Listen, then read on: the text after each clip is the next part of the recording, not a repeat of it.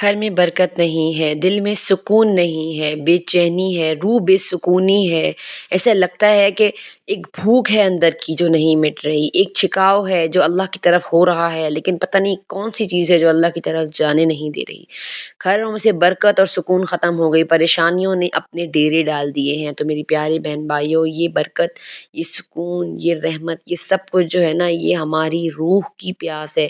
یہ جو ڈپریشن ہے نا، جب ہم کہہ رہے ہیں ہم ٹینشن کی طرف جا رہے ہیں، ہم انزائٹی کی طرف جا رہے ہیں، ہم ڈپریشن کی طرف جا رہے ہیں، ہم بے سکون ہیں، یہ کوئی ڈپریشن نہیں ہے۔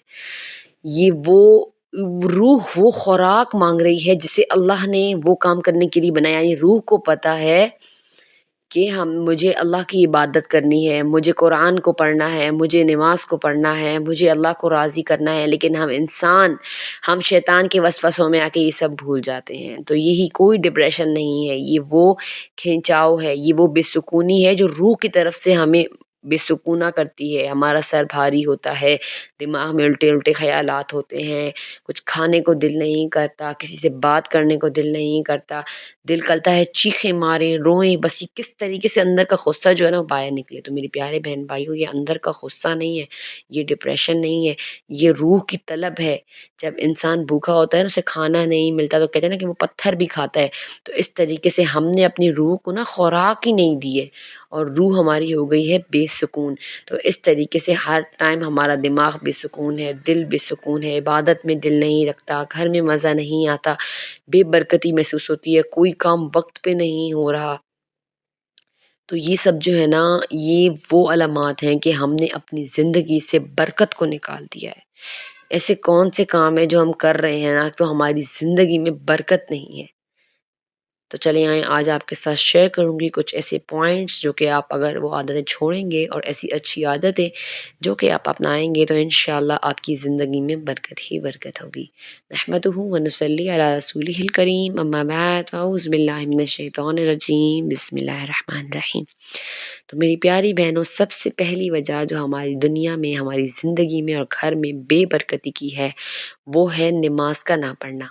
اب بہت ساری بہنیں کہیں گی کہ آپ ہی ہم تو نماز پڑھتے ہیں پھر بھی ہماری زندگی میں سکون نہیں، نماز میں لذت نہیں ملتی، مزہ نہیں آتا۔ کیوں؟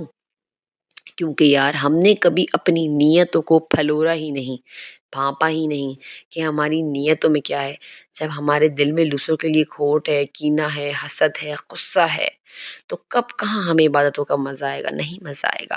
تو پہلے اگر آپ کو اپنے گھر میں برکت چاہیے نا تو آپ نے فرسٹ ہیبٹ جو اپنانی ہے نا وہ ہونی چاہیے نماز۔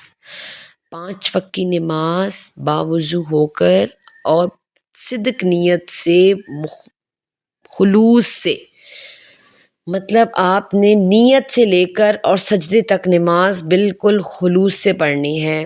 آپ کو کوئی وسوسہ نہ آئے، کوئی اچھا خیال آتے ہیں، وسوسے آتے ہیں تو آپ نے اعوذ باللہ من الشیطان الرجیم بسم اللہ الرحمن الرحیم پڑھ کے نماز شروع کی۔ پھر جب آپ تشہد سے اٹھے یا سجدے سے اٹھے تو آپ نے پھر اعوذ باللہ پڑھ کے اور پھر نماز کو مطلب کنٹینیو اس طریقے سے ہی کرنا ہے۔ تو اس طرح کیا ہو کہ آپ کو وسوسے نہیں آئیں گے۔ اور نمبر 2 پوائنٹ، آپ نے نماز میں بالکل آرام سے، سکون سے، میں کہتی ہوں کہ مومن کی زندگی کا آدھا سکون جو ہے نا وہ نماز ہے۔ اگر آپ کو سکون چاہیے نا تو اللہ سے باتیں کریں، اور اللہ سے باتیں کرنے کا راستہ کیا ہے؟ نماز۔ اللہ تعالیٰ کہتا ہے کہ اگر تمہیں مجھ سے باتیں کرنی ہے نا، اور مومن چاہتا ہے نا کہ وہ اللہ سے باتیں کرے تو وہ نماز پڑھے، اور اگر وہ چاہتا ہے نا کہ اللہ اس سے باتیں کرے تو وہ قرآن پڑھے۔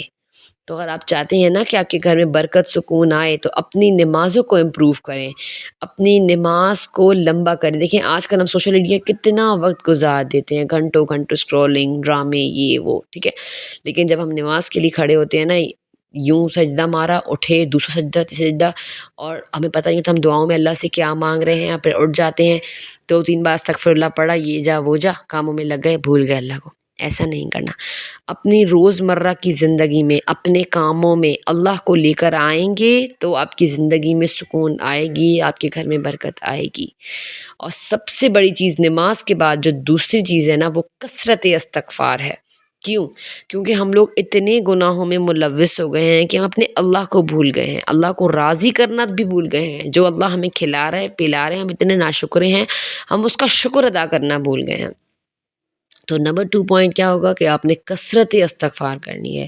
میں آپ لوگوں کو ہر ویڈیو میں استغفار کی موٹیویشن دیتی ہوں، بتاتی ہوں، بہت سارے بہن بھائی ہیں جو بتا رہے ہیں کمنٹ میں آ کے میریکل سٹوری شیئر کرتے ہیں کہ آپ بھی ہم نے استغفار کیا، شروع میں مشکلیں آئیں، پریشانی، کیونکہ وہ اللہ کی طرف سے آزمائش تھی کہ یہ بندہ یا بندی کتنا قائم رہتا ہے استغفار پہ، مطلب اس کی توبہ سچی بھی ہے یا نہیں، تو اللہ آپ کو بھی آزمائے گا میری پیاری بہن بھائی کو، لیکن آپ لوگوں نے نا قائم رہنا ہے استغفار کے اوپر۔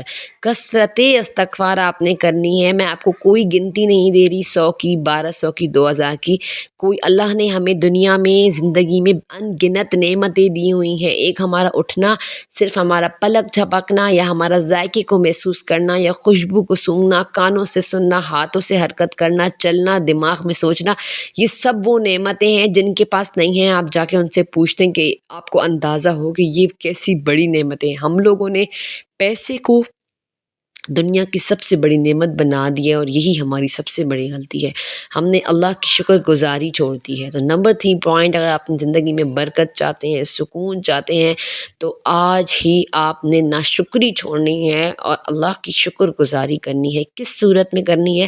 الحمدللہ کی صورت میں کرنی ہے۔ روزانہ دن میں 100 مرتبہ، یا اٹھتے بیٹھتے چلتے پھرتے آپ الحمدللہ الحمدللہ الحمدللہ، سبحان اللہ والحمدللہ، اللہ اکبر، الحمدللہ، مطلب اللہ کی یہ وہ ساری تسبیحات ہیں جس میں ہم اللہ کی تعریف بھی کر رہے ہیں، اللہ سے اللہ کا شکر بھی کر رہے ہیں، اور دل سے، کہ انسان، حدیث کا مفہوم ہے نا کہ جب انسان ایک مرتبہ اپنی زندگی میں الحمدللہ کہتا ہے نا، تو کتنے ہزار سال تک وہ اصیل گھوڑا جنت کے باغوں میں بھاگتا رہے، مطلب یہ پوری ایک لمبی حدیث ہے کہ تو وہ مطلب اتنی نیکیاں اس بندے کو ملیں گی الحمدللہ کہنے پر۔